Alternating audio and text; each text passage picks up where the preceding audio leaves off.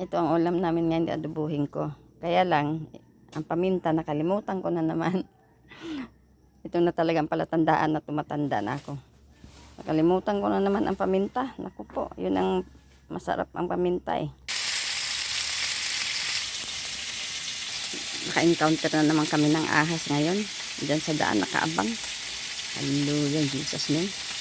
Napakabait mo talaga man na Panginoon. Pinag-ingatan mo pa rin kami. Nagsaing na rin ako. Pinagsabay ko na yung ulam tsaka yung sinaing. Naulan dito ngayon sa bukid.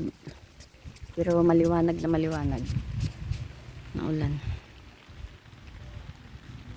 Maya pagkatapos namin kumain, linis na naman ulit kami doon banda. Yun, baba na yun. Ang kalahati, nalinis na yung kalahati. Wala, ang tatapusin.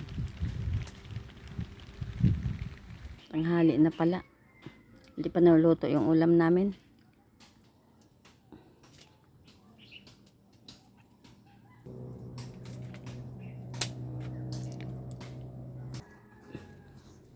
Ano, mas matagal pala itong gumulang o ano ba, magulang na yung saba matagal kaysa ano, kaysa tawag dito yung tundan. Yung tundan madali lang siyang nagulang. Tagal pa lang saba.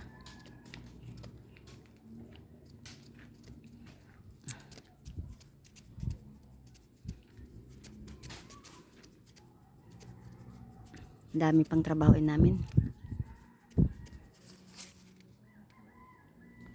Dami pang trabahoin. Ganda talagang pagmasdan ang ano, kalikasan. Dito talaga tahimik. Marinig mo lang dito yung mga huni ng ibon. Yun lang marinig mo dito.